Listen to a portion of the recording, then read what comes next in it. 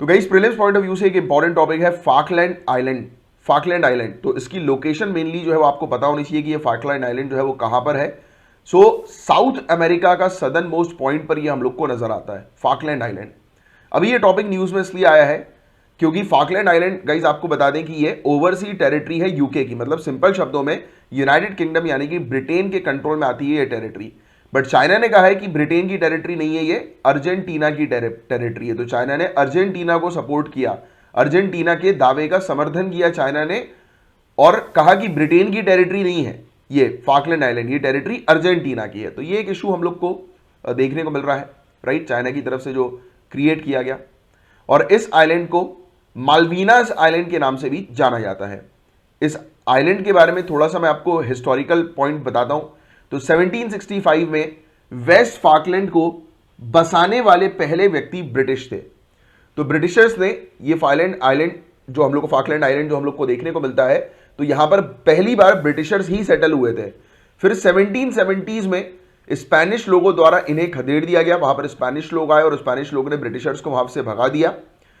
और युद्ध की धमकी के बाद, यानी कि जब से ये युद्ध जो है वो शुरू हुआ, तो उसके कुछ समय के बाद हम लोग को देखने को मिला कि ब्रिटिशर्स जो है वो वहां से चले गए, मतलब डर के मारे जितने भी ब्रिटिशर्स थे उन्होंने 1774 तक इस आइलैंड को छोड़ दिया वेरियस रीजंस के कारण। ना ही सिर्फ युद्ध का एक रीजन था बल्कि इकोनॉमिक रीजन भी हम लोग को देखने को मिला था। कुछ समय के बाद कहा तो ये जाता है कि इकोनॉमिक रीजन नहीं था, मेन तौर पर जो युद्ध का रीजन था स्पेनिश पीपल के साथ, इसलिए वो टेंशन के कारण वो यहां से भाग गए। बट ये उस चीज को एक्सेप्ट नहीं करते हैं, राइट, क्योंकि ऑब्वियस ही बात है कि जो भग जाता है इंसान, युद्ध वॉर ग्राउंड जो छोड़ देता है, वो बाद में जाकर एक्सेप्ट नहीं करता, वो वेरियस रीजंस बनाता है।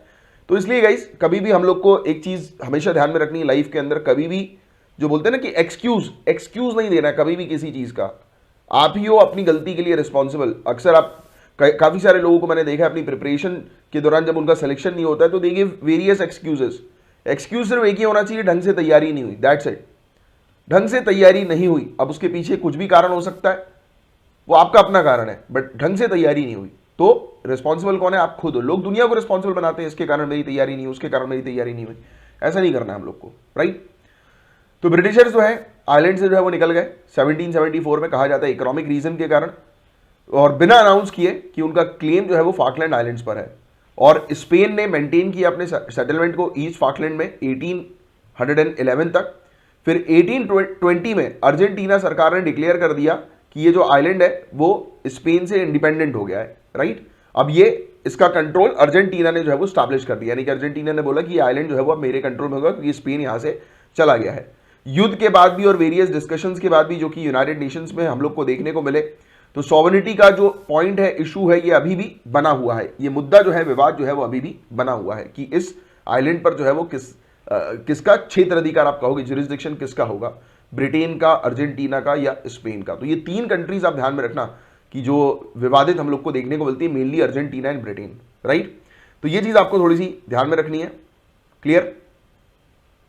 फाकलैंड आइलैंड्स के बारे में किसी को कोई डाउट तो पूछ लो, फैक्चुअल चीजें हैं। आलिया जी लाइव सेशन जो है वो हमारा अभी तक उसमें होता था, टीचमेंट पे होता था, पेड लाइव सेशन होता था।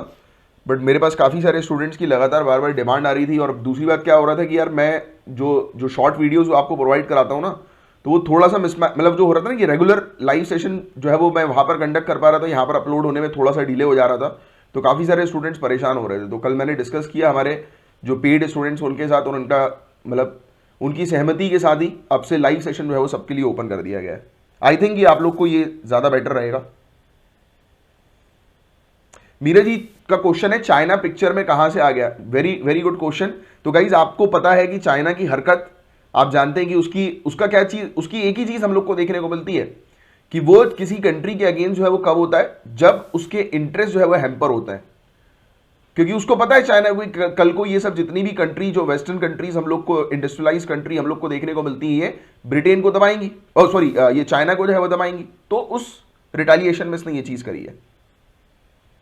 क्लियर? आगे बढ़े, चलो। और बाकी ऐसा नहीं है कि छोटे शॉर्ट वीडियोस नहीं आएंगे, शॉर्ट वीडियोस भी आपको प्रोवाइड किए जाएंगे। मैं आपके मेंस पॉइंट ऑफ व्यू से शॉर्ट वीडियो आपको दूंगा। आप जैसे अपने चैनल की प्लेलिस्ट वाले सेक्शन पे जाओगे ना, तो आपको प्लेलिस्ट मिलेगी GS paper 1, GS paper 2, GS paper 3। वो प्लेलिस्ट तो बनेगी ही बनेगी, क्योंकि वो प्लेलिस्ट आपके लिए इसलिए बनाई जा रही है कि मेन से पहले पहले सिर्फ वो प्लेलिस्ट एक बार आप देख लें, जिससे कि आपकी पूरी क्लैरिटी जो है वो टॉपिक से रिलेटेड अच्छे से हो जाए।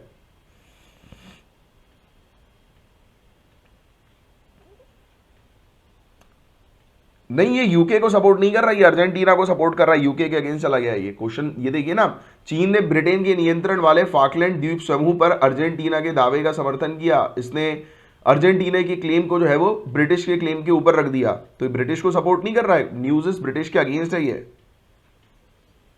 ठीक है, चलो।